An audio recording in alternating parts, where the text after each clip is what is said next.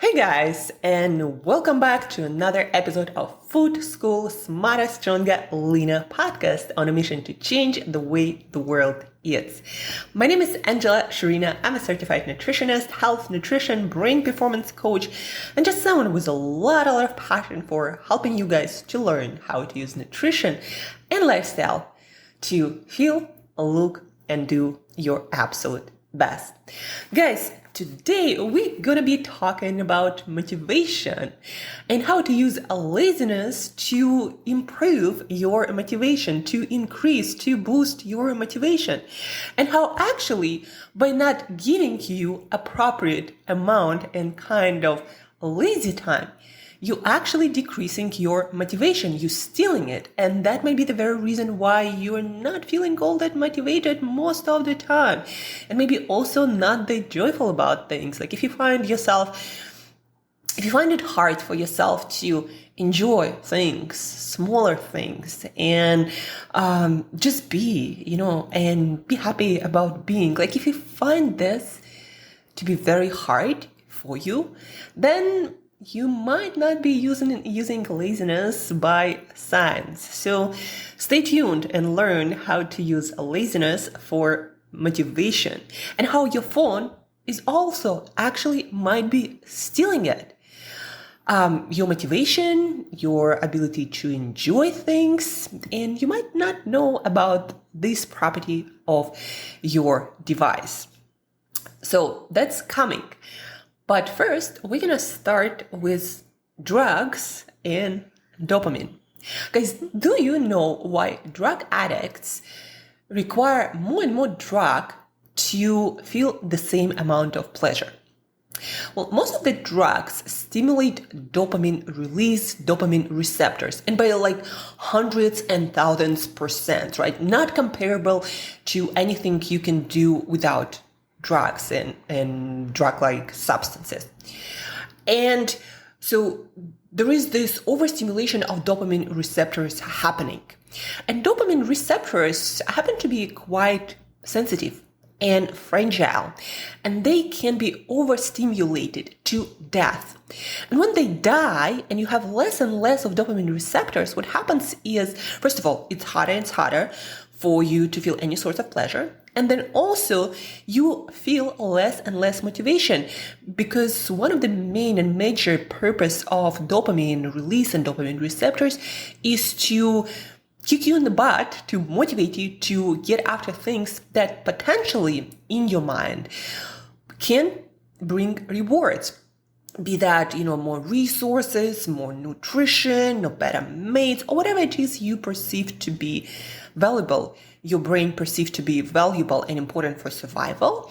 So dopamine helps to motivate you to get through challenging stuff, to actually do something, to increase effort, effortful actions in order to pursue that thing, short or long term. So dopamine is very important for motivation, but also to feel zest for life. Like your life is colorful and deep and rich in sensations and all kinds of experiences. Dopamine is also very important for that. And so when drug addicts overstimulate those fragile dopamine receptors, they basically overstimulate them to death. A lot of dopamine receptors die. Some of them never come back. Some of them do come back if you go through dopamine restore or dopamine detox, helping your brain to kind of feel safe again, to restore the sensitivity of those dopamine receptors to, again, for you to be easily motivated or to feel pleasure from accomplishing even the smallest thing. That's the thing, guys. The more you stimulate your dopamine receptors, the more drug addicts stimulate their dopamine receptors. Those get down-regulated to, that's the way of the brain to protect your dopamine receptors from dying, because if your dopamine receptors die and you have fewer of them, it's going to be harder and harder for you to be motivated. And potentially for you, it means death. Because in prehistoric times, if your dopamine level was really down and you were not motivated to pursue things, challenges, to get resources, there was a huge potential that you're just going to die because you don't have resources or, mates or you don't build relationship to be protected by the group, by the tribe, so many things, So dopamine, the levels of dopamine are very important in your brain, and your brain is trying to protect those receptors and make you more dopamine efficient, and drugs kill that by overstimulating those receptors. So the brain is trying to protect them, lowering the sensitivity of those receptors, but then drug addicts still want to feel the same amount of pleasure, and so they stimulate more and more and more, putting in the system more and more of the drug to get the same amount of pleasure. But then it happens more and more that the brain is trying to downregulate dopamine receptors, and you're still getting less and less pleasure until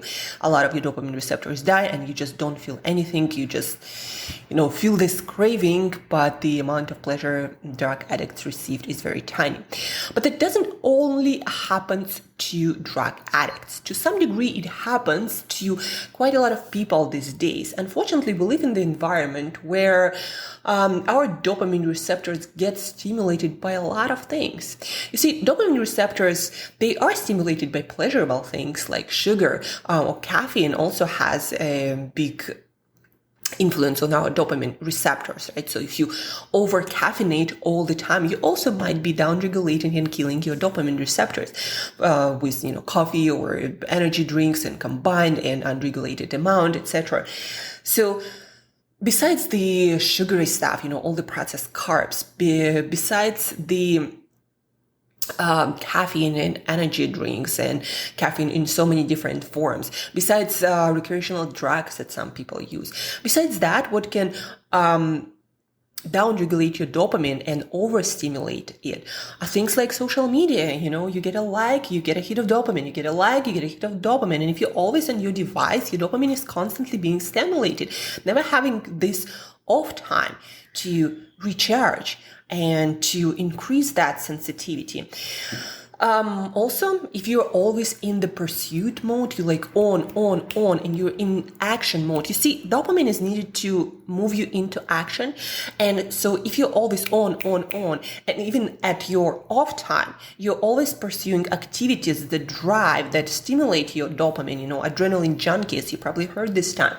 So if you are in that mode all the time, whether you are working or not working, then also, a lot of movies that create a lot of drama or violence, very loud music and parties and sex and a lot of drugs. So a lot of those things, they again keep stimulating your dopamine. As long as you're trying to always push, you always try making your brain to release more and more dopamine. And what happens is over time, your dopamine receptors get downregulated, and in some severe cases, they literally burn out. And that's one of the kind and reasons for you feeling burned out and not feeling motivated. First, you start feeling not so motivated because what your brain again is trying to do is to protect your dopamine receptors for future benefits. And so you feel at some point motivated again, right? So your brain trying to protect those receptors from being stimulated all the time. So it makes them less sensitive to prevent them from dying. And when your dopamine receptors are less and less sensitive, you get less and less motivation. But also what happens, it is harder and harder for you to enjoy any of your achievements, any of the smaller things you get in life, like having good dinner or a conversation or pleasant conversation with a friend or enjoying sunset or sunrise. Those things, when your dopamine receptors are down-regulated and kind of muted, they don't bring you that much pleasure. And that's why you might find yourself that, wondering what do people find in sunrises or sunset? I just don't feel anything special. What the thing is, your dopamine receptors might be so tired, so to speak, so down-regulated. and muted, that life just loses its colors from those simple pleasures. And again, it's going to be harder and harder for you to motivate yourself. So that's why also you might be finding yourself trying to push yourself harder and harder to reach higher and higher goals, thinking, just like the drug addict, that more will bring you more pleasure, more satisfaction, and that once you achieve that bigger goal, you'll feel better. Dopamine doesn't work like that. It is never satisfied. It's the molecule of craving, of pushing. There is another molecule that we talked about quite a lot, serotonin, that does the satisfaction part and enjoying more of life's pleasure. But dopamine is important. Again, it makes you do things. It keeps you motivated. It keeps you going through challenges. But if you overdo it and never have this lazy time, never have truly off time, you might abuse your dopamine receptors and you find yourself not being able to really enjoy a lot of things in life, becoming cynical, having that burnout when you can't motivate yourself to do anything. Even, going for an adventure would seem like a lot of work and you're like, why bother? I just want to lay on the couch. That's one of the reasons why so many people feel kind of indifferent to life, and also not motivated to do things. But then the same kind of people never stop using their phone. They always trying to occupy their thoughts, their brain, their body with something, trying to get that hit of dopamine and not being able to do so. And all it takes is for some time, depending on how long you've been burning out your dopamine receptors, for some time to really decrease the amount of stimulation. And your phone is one of those sources of that stimulation. So for the phone, of course, you probably need to use your phone. What you can do is really limit and schedule the usage of your phone. When I feel like I'm starting to get on that edge, similar to you feel that, life kind of loses its colors and you do become more cynical and motivation kind of like more of a push. So when I start feeling that, like, okay, how much have I been using my phone? Seems like too much. So now I'm using it 9, 12, 3, 6 p.m. That's it. That's done. You put your social media content there, you interact with your followers on that time, and I limit the time, usually no more than 15 minutes for all of that stuff. And that's it. Another thing, you need to schedule lazy time. That's why laziness for motivation, to restore the sensitivity of your dopamine receptors without them being overstimulated all the time. And by lazy time, the only lazy time that qualifies as lazy time is when you're not being stimulated by some movies and parties and adventures. Sounds kind of boring, but that's how it's supposed to feel. You are supposed to not stimulate your dopamine receptors and feel kind of bored. That's how you are in the process of restoring your dopamine receptors. And guys, don't be fooled. It's not going to feel too nice, especially if you've been burning out your dopamine receptors for quite a while and getting used to this hit of dopamine all the time. It's not going to feel that good, especially if you are one of those high achieving types. You're probably going to feel quite like itchy and uncomfortable and stressed and anxious, like you need it, almost like a drug addict, but that's how it's supposed to feel. So stay with it. Maybe ask your friend or your partner, your loved ones, your family to get your phone from you and make you just lay on the beach or on the couch and literally either stare in the ceiling or stare at the sea, and that's it. That's all you do.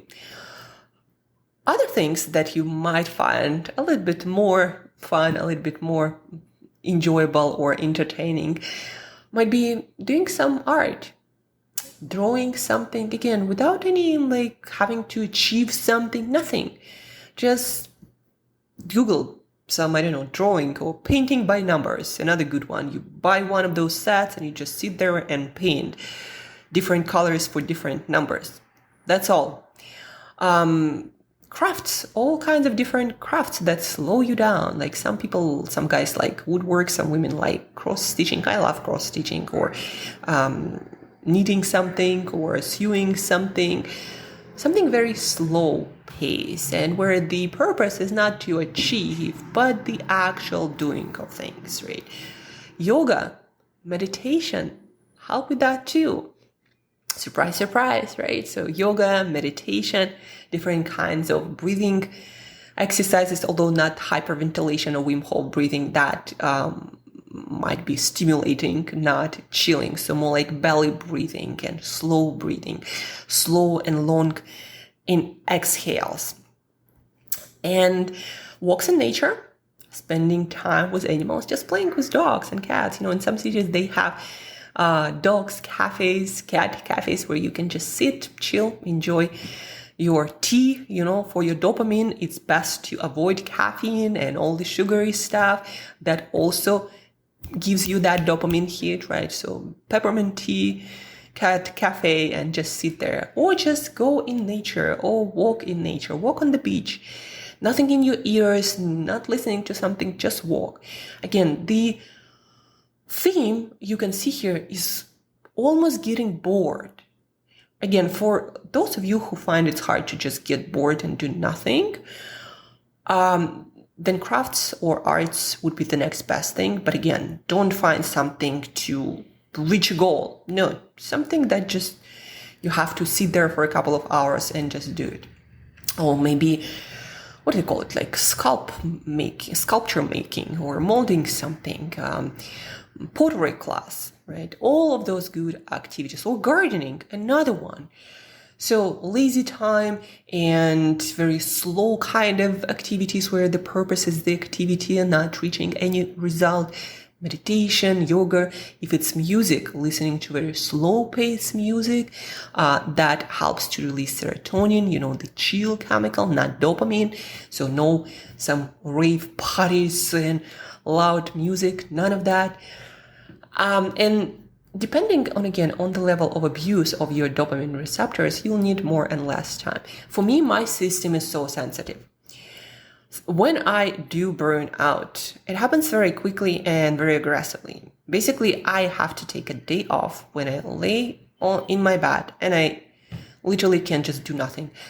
I sleep, I nap, I might go to the beach, but it's like in my brain there is a switch off.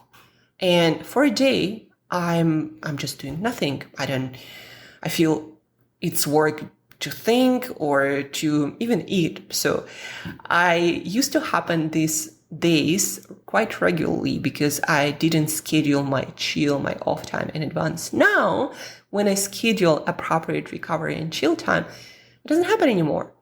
But that's because me proactively scheduling that lazy time. For me, I'm here in Mexico, in Playa del Carmen. I usually go to the beach that it's 8-minute walk away, and I'm there by myself, and I put the towel on the sand, and I just lay down. I set a timer for like 30 minutes or so, and I'm laying on the beach, and then 30 minutes, and then I walk on the beach, and then at home I would do something like just cleaning my place, arranging flowers, or what else can I do? Cooking also, seems to be a very chilling activity for me. I just might look up some recipes and just try something new. So cooking is another one, right? Good for that. I schedule that time, just proactively trying to be lazy and unproductive. And the next day, boom, my brain is just flooded with dopamine. It's like, let's do this, let's do that. And your creativity is boosting, and ideas, and this action muscles has been restored, and you find everything is so exciting and pleasurable again. And I look at my flowers, and I'm like, oh my God, they're so beautiful. And that happens, guys, with proper lazy time and choosing the right kind of activities for that. So analyze your past week, for example, and see where you were totally off. And don't forget, guys, that your phone is stimulation. It is not off time. So what I recommend you to do is, for your scheduled off time, put your phone in the airplane mode. and hide it somewhere in your bag. Again, it might feel very itchy and awkward. You're like, what's happening? It feels like I crave something, need something, anxiety, but that's how it's supposed to feel. So airplane mode, hide your phone or even give it away to someone for those of you who are struggling with that willpower to keep your phone away, and schedule that lazy time. Again, look at your past week. I recommend daily, at least 30 minutes, but I always recommend to shoot for the hour of that off time. You can spend time with your family, kids, especially, smaller kids, when they ask you to just sit and play some silly game that there is no end and no agenda to it. So that also works. Watching candles, listening to music, taking a very long bath, walking on the beach, all of those activities qualify. And I like to schedule that at the end of my day. For some people, you might schedule 30 minutes in the middle, 30 minutes at the end of your day, maybe 30 minutes in the morning if you need that. But at least 30 minutes at the end of your day. I recommend for shoot for an hour. If you need more, go for more. Because, the purpose of life is not just achieving, but also to feel happy. Otherwise, none of your achievements will make you happy if you don't learn how to balance those different neurotransmitters in your brain that actually make you feel happy and pleasurable and satisfied even with the smallest achievements. So schedule the downtime, and over the weekend, take one day to be unproductive. One day, at least one day. If you need more, again, take more. But at least one day, take it off and take it for things that don't make you feel productive or adventurous. Nothing, just off day when you allow yourself to be lazy. So that's your homework for today. Schedule off time, lazy time for every day. Shoot for an hour, okay? Especially at the end of the day, it's important. Maybe 30 minutes again in the middle of the day, 30 minutes at the end of your day. Maybe you take those 30 minutes in the middle of the day as having your meal. That's a really great idea. And maybe an hour at the end of the day, but schedule that off time. Take one day a week, at least one day a week completely off for your lazy activities. You need it, especially if you're on for the rest of the week. You especially need it. And share it with me for accountability. I made this video on Instagram, Laziness for Productivity. And so come in there, share your experience. What else? I'm doing this Friday a coders only workshop for people who are into coding and trading also, to learn how to stay more focused, to prevent burnout, how to get into flow state for deeper insights and better results in your coding, better solutions delivered, or in your trading, better results for yourself or your clients.